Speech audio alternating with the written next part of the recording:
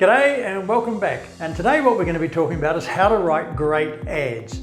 Now, we talked in the last video about the kind of language that people are moving away from and moving towards. And so those big positive and negative words that used to be the kind of staple of ads, people are not using them so more. They're getting much more informative and specific and factual in ads. So now that you know what kind of language to use in your ads, let's look at how to construct a short but effective one. After the ad headline, the copy is your chance to tell your audiences more about your content and why they should click the ad. Now on Facebook, the ad copy will be placed right above the photo or video, while on Instagram it's going to be below the photo or the video. Now your main goal at this point is to make people do one thing, which is to click the ad. There are so many ways used by marketers to do this, and normally it depends on the audiences that you are approaching. So here's 8 tips which will guide you into making some effective ad copy that people will click. And we'll also give you a template that you can start playing with when you go write the different kinds of ad copies that you'll be coming up with. Number 1, write specifically to your target audience.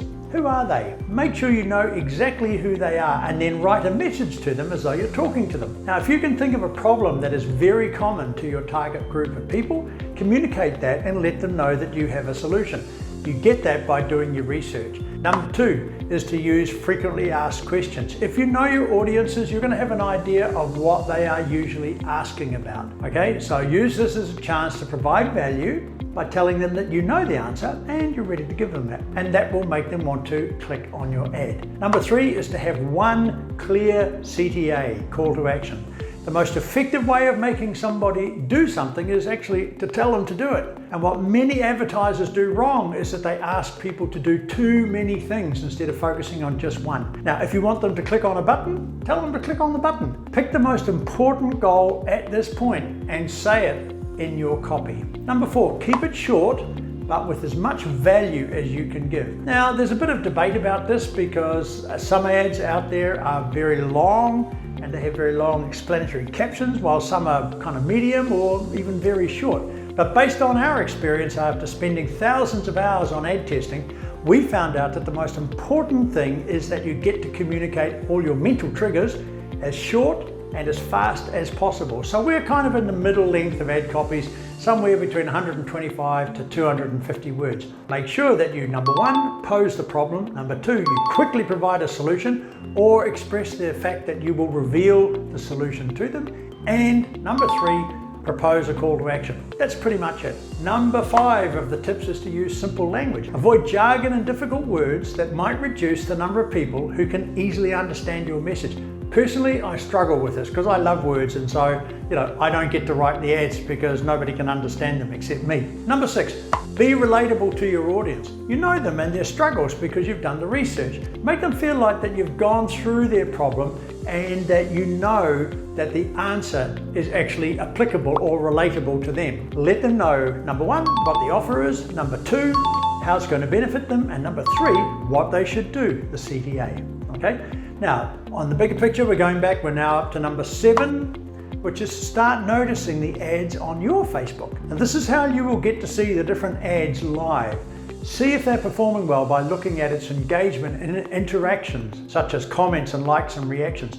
Take what you can see is working and take note of what is not working so that you can use both sets of information to improve the quality of your ads. And number 8 is to test your ads. The success of ad copy varies from business to business and sector to sector. So the good thing is that you can always see what's going to work for you by doing some A/B testing. See for yourself what's working for your particular business and then double down on that. So this is a constant process, by the way. It doesn't just happen once and then that's it. So look, here's a template that will show you what we mean.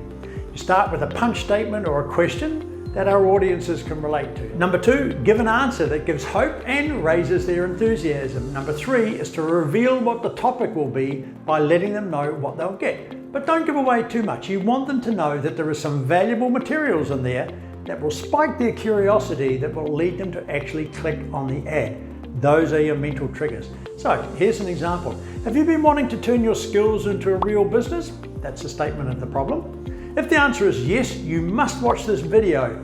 is a guarantee of a solution. In this free video training, you will discover the 5 actions you can take now to monetize your skills. That's building curiosity. 3 fastest ways to get your first client. The 3 mistakes that entrepreneurs make when they're starting up and how to avoid them.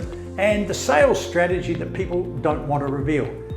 So this is also for you who are doing a side hustle and for those of you who are ready to go all in. What have you done just there? You've qualified the audience. So there you have it.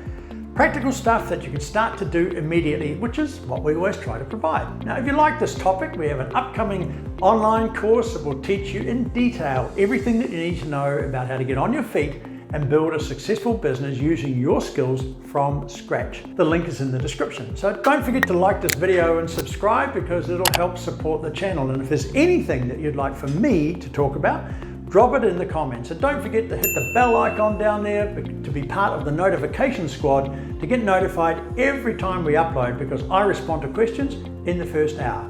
I'll see you in the next video and I'll catch you later.